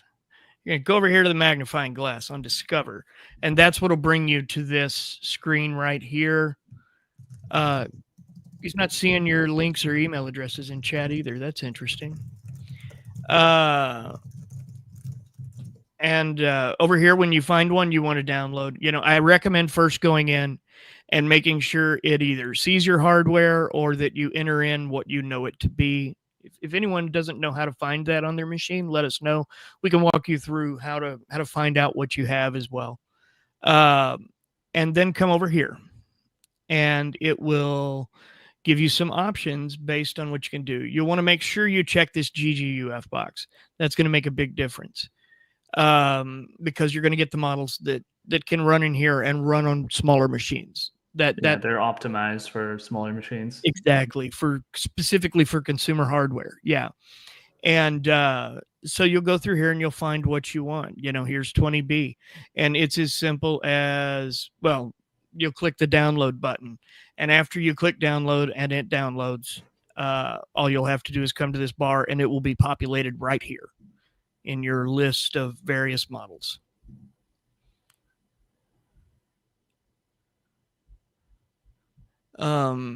And it should be pretty quick and easy. And these are things we could do little demos on. We may even take this this chat and run its transcript through AI and see if we can't get a good step-by-step guide to help. 0.3.25 version looks slightly different. What am I in? 0.3.24. I literally updated this right before we went on camera. Some of these apps update a lot. And I'm assuming, and this is my fault for not knowing this. First off, high five for the little Atari guy. Yeah, love that. And noticing the first number is a 0. I'm assuming we're playing with a beta tool anyways, and we should probably remember that. Okay, it looks like, got it. So it looks like all of the messages that I sent that had a direct link or an email got filtered by YouTube chat. So I will try and go back and find all of those, and I'll comment and post them. Cool. Thank you for that, Grant. Thank you for that. Yeah, and if anyone needs them or has any questions about today, first off, if you'll hit the comments, Grant and I keep an eye on those, and we'll do our best to reply as quickly as we can with any answers. But you can also email us at team@neurondaily.com, and we try to watch those as close as we can. We get a lot of emails in through it with the newsletter, which, by the way, if you're watching this and you haven't, and I should get in the habit of saying this earlier, please take a minute and subscribe to the Neuron. It comes out 5 days a week with a bonus edition coming along now that will share out our week's videos, which will usually be an interview or a demo we've done that's part of our traditional podcast, as well as a link to the weekly live where you can always get caught up. And we're also sharing some articles we do directly on the Neuron blog that just don't fit in the newsletter because we're restrained by Google's kilobyte allowance in Gmail. Mm-hmm. And the truth is, if it was up to us, it'd be 3 times as long as it is or more, because this industry moves so fast. There's so much news, and it's all super cool. And we're regularly having discussions about what is and is not too technical, what is too much, what is good. How can we say a thing more clearly to someone who is maybe an intelligent professional in the tax world, but not a software engineer? And we're trying to really help bridge that gap because, everybody's hearing about AI at work. They're hearing about, use it more, unless you work at a place that is like, don't use it. In which case I highly recommend a place that's very pro using it, because that's what we're doing. And it's a lot of fun, and we're learning a lot. We're making a lot of cool stuff, and it's really been a good experience. Let's see if all this, I'm going to reload this and see if any of my new comments loaded. If not, I'm just going to send out an email, or I'll include them in tomorrow's newsletter. Cool. Share all of the tools that we talked about. We had this week's podcast. We've had several interesting guests lately that have not taken off that I'd like to mention. We had Navrina Singh on from Credo AI talking about AI governance. Really excellent interview, and an important thing that let's actually double click on that. Like that, really what's useful for that is if you are going to be running local AI on your computer, you should probably look at their model trust scores to see which models are the most trustworthy, which ones are, it's not like they're going to be like installing malware on your computer, but as they get more and more agentic, it's good to know which ones are like as trustworthy as possible and least likely to, accidentally fall victim to a prompt injection or something like that.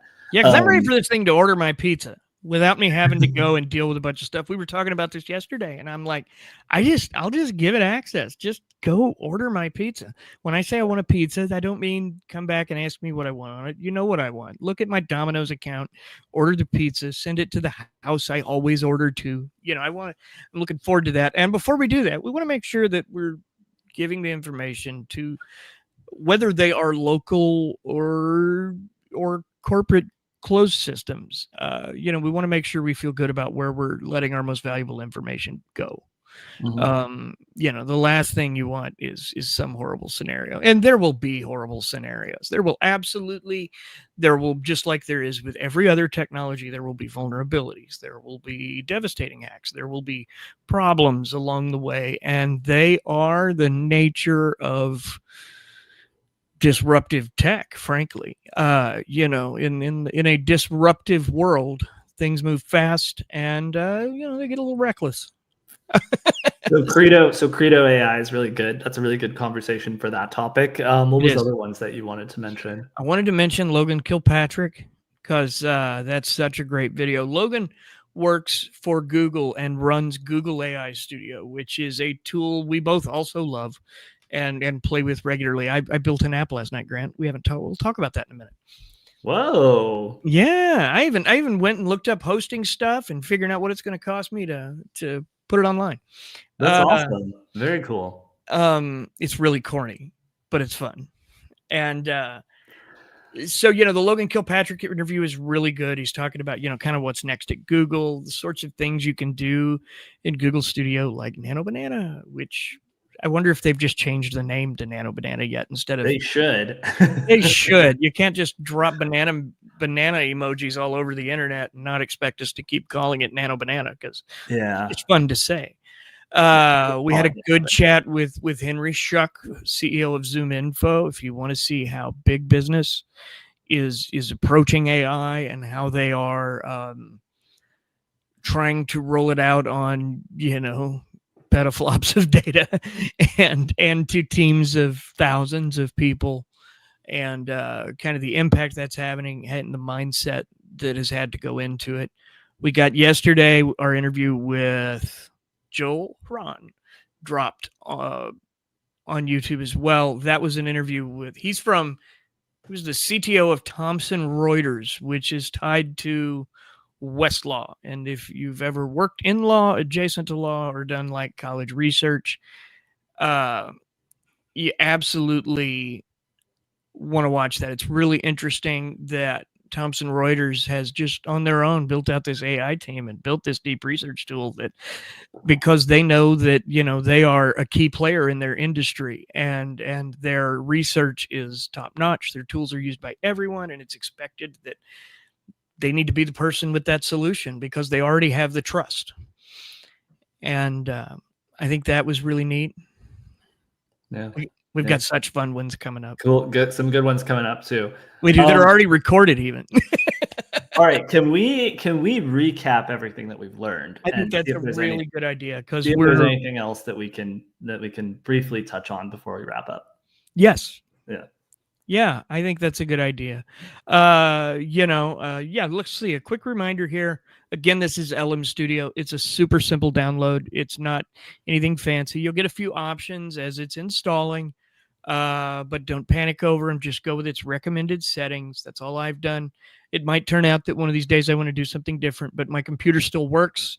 Nothing is broken. The silicon is still silicon and not, you know, carbon. So that's good. That's a good win. And once you're in here, you'll remember you want to go down here to load your first models. You'll need to go to Power Users and click Discover. And that's where you start. You'll come in here, enter your hardware, you know, which of these you have. And some of this, it grabs automatically, if I'm not mistaken. You can also copy your info, which is really cool. And ignore runtime. This doesn't matter, because if you click it, you might panic a little because, well, for a host of reasons. Yeah. There's nothing there I'm comfortable clicking. Yeah, there might be optimizations that you can learn as you go, but it's probably not something you have to deal with your first time out. Yeah. Oh, these are updates. Jesus. Oh, well, maybe you should. Perhaps we should be in there, because we've got a vulnerability discussion coming up in a few days. We'll explain to you why you care about it. Okay, well, if it's something that says update, you should update. And yeah, just click the one you want. Make sure, you know, some of these will even have, I can't find it right now, but some will give you a tag that says you can run this, you know. And remember, you want to watch the parameters, okay? 36, that's probably the top end of what you're going to do on an average laptop. Like if your laptop is $1,500 or less, that's probably your ceiling. This, again, I'm running this on, I don't know the model, but it's an i7 gigabyte. You know, if you want to screenshot this and see to make sure you get something of this or better, you can absolutely do that. I can even share a link to this particular gigabyte if that's helpful. It's been a good laptop to me. I bought it for $1,000. You know, I mean, I'm just so that people are not confused, because I was confused at first. Gigabyte is the brand, but then you have, you know, obviously your 31 gigabytes of RAM and your VRAM, 8 gigabytes of VRAM there. That was throwing me off a bit. It's like a 1 gigabyte laptop. What are you talking about? No, it's a brand name. Yeah. BTC says time left to complete the OpenAI download is infinity. Any chance you tried to grab the 120 billion instead of the 20 billion? Yeah, let's clarify that. So there's two versions. The 20B one is the smaller one that you should be able to run. What's the actual size of that? Oh, I knew you were going to ask that. I knew you were going to ask. Scroll down. It should say it somewhere. You would think so. It says it's 12 gigabytes, right? Yeah, there. That's right. That's right. It's 12 gigabytes. Thank you. So size is 12. And what you should know about 120B, here, I'll show you. The screen is really I'm blurry. on the wrong computer. The screen's really blurry. What we'll do, we're going to make that a drinking game. Every time I type on the wrong keyboard, we all drink.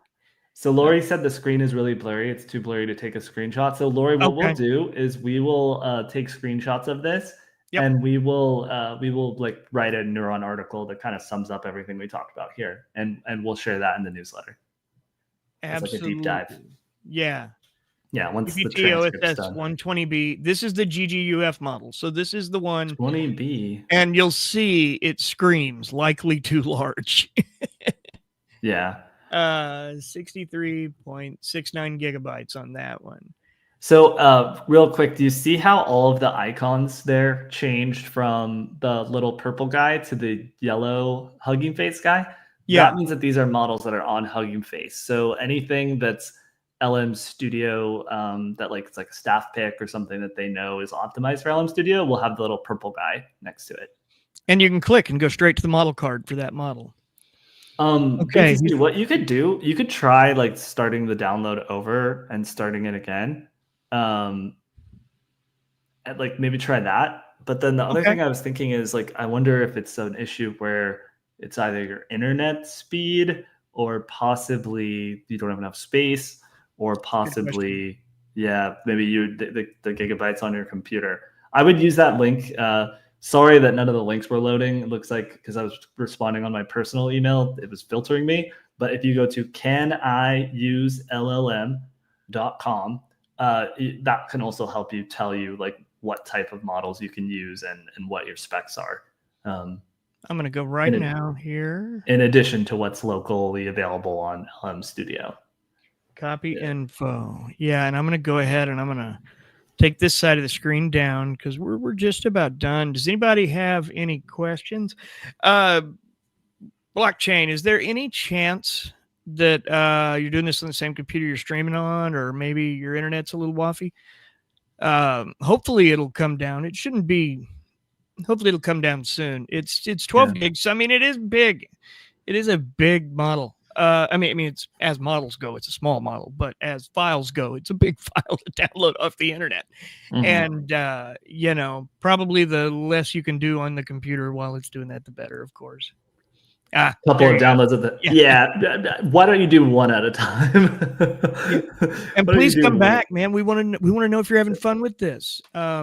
And Bobby, you're very welcome. We're really glad you all came today. Those of you who've been chatting, it's been a lot of fun. It's you know, totally different stuff to tinker with and a whole new kind of tools. And if you don't want to pay for AI every month, this is always an option as well. That's right, completely free. For whatever reason, I do both. So and there are reasons for that we could maybe even talk about another day. You know, actually, I'll talk about it right now. The short of it is, I do need the ability to access state-of-the-art. We should cover, Corey, we should cover this before we jump off. So J-Lo asked, I am not sure if you had answered this already, but how can I get LM and tools for web browsing and local file management? Oh, I got you. Sort of. Depends on the model. Not all of them offer it. But down here, you have access to a variety of tools. Integrations. There are other things and integrations with OSS 20B in particular. You can call models. I'm trying to see around everything here. Thanks, Bobby. You're not going to see them in those. There is we can also drop a link to the model card for this, and it'll show you. There is a place where you can go and it'll teach you. Well, go ahead and click on that drop down. I can talk through some of that you just saw there. So click on the little, what is that icon? Like a little plug? A plug. Okay, so right here, this is integrations, and this is where you're going to add tools. And if you look at the install button in the top right corner, the one that you just had there, you can edit MCP JSON. And basically what that means is if you've heard of MCP servers are essentially like ways to give your AI model access to tools. And basically that just means it's like a server with functions and instructions that the AI can then use, and it knows how to use it, and it kind of gives it an idea of when to use it. And if it's connecting to an external API, like for example, let's say you wanted it to use like Zapier or I don't know, like access your Gmail, something like that, you would use an MCP that lets it call that API. So basically it's talking to Gmail server, talking to Zapier's server, and then gives you permission to use that tool to get data from there. Or like an example that I use is I have a local Godot MCP server, which basically Godot is a video game like software engine. And so with my Godot server, I can have it like write code for me in the Godot actual tool itself. So so that's an example for how I can do that. What are the two that are there? JavaScript Code Sandbox, RAG v1. Okay, so for example, if Corey was to toggle those two on, that would let you basically RAG is a kind of complicated term, but basically gives it better semantic retrieval search. augmented generation. Yeah, so it's like better search in memory, so it can like get the exact text from a document and pull it into the chat. And then the JavaScript sandbox, I assume that means it's like what you would have in a ChatGPT Canvas window or Claude Artifacts, where it's like you can actually write JavaScript and you can let it like run that code in the sandbox. And those are two. Looks like those are two built-in tools that you can use with LM Studio. But then you can actually add your own MCP servers there. So that's what that install button is. That's where you can get different tools. And in the article that we'll write that goes along with this video, I'll include a link to a really great resource that has a ton of MCP servers that you can download. It's a little technical where you have to get on, you have to edit a text file with some basically to install it, you have to basically edit some JSON, but it's not as intimidating as it sounds. And you can use AI to help you very, very easily install and manage the install process. So that's how you would do that part of it. Now, as far as the native tools in GPT OSS, I don't know if you have any other insights for us there, Corey. I don't. I need to. My thought was what I would do is look at the Hugging Face model card, because that's where I say that the model documentation might be right here. I thought Quick Docs down here on tool use was the model Quick Docs, but I think it's actually LM Studio Docs. What you should know also about, because it's talking about Quinn here. What you should know about LM Studio is anywhere you see Quick Docs, community, a variety of things in here, there are good educational elements. If you see a help button, they're pretty great. And when you go back here, something I didn't even mention, now that I think about it. 1 second. User. Okay. So we're going to go back here. Where is... You can edit your appearance. You can download. You can discover. You can add custom instructions for the model right here. And that's probably where you would drop your tool calls. Yeah. And so, for instance, you would say, like, in a situation when I ask you to use web search, you call this tool, and then, it's connected to whatever web search MCP you install that lets you do that. Or if if Google, or not Google, if OpenAI's native GPT OSS has a web search function built into it, which it very well might. I haven't tested it, so we'll look into that and include that in the full article. Then you would call that tool, for example. Okay. I will also I want to make sure we get over the hardware of this machine and a link to it. Basically, this is a lower to maybe not low, but lower to mid-level gaming machine. And what I did was I bought it at the tail end of a model year when the new models came out. So like the new model was $1,300 to $1,500. So I got this one for like like $1,000. Which is, I'm not saying that's not a lot of money, just saying as far as entry level to running your own AI, that's about as good as you're going to get, probably. You could definitely run some of these tiny models on smaller computers. Like, it would not take much to run the Gemma Nano model. So yeah, if you have more questions, let us know. We really appreciate it. We'll let you go for today, but we're going to be doing these very consistently moving forward. It might be 2 weeks before we do the next one, but we'll absolutely be looking at weekly moving forward. So as you have ideas, things that you want to learn that you would like us to teach you, even if we don't know them, we are down to go and find a person who does and bring them on. Yep. Yeah. I was rattling doors last night on someone to help explain local image gen at some point, because local image gen is very different. It is much more difficult, not more difficult, but it's more intimidating. Lots and lots of parts, node connections, and a lot of adjustments and tweaks. So it's a little different, but it's still a lot of fun and something worth learning. Thank you, Jojo, Bobby L, Blockchain, Jordan, anybody else who's been in here today. We're very grateful for all of you, and look forward to seeing you back next time. All right. All right. We ready? Thanks, everyone. All right. Thanks. Bye. We'll see you later.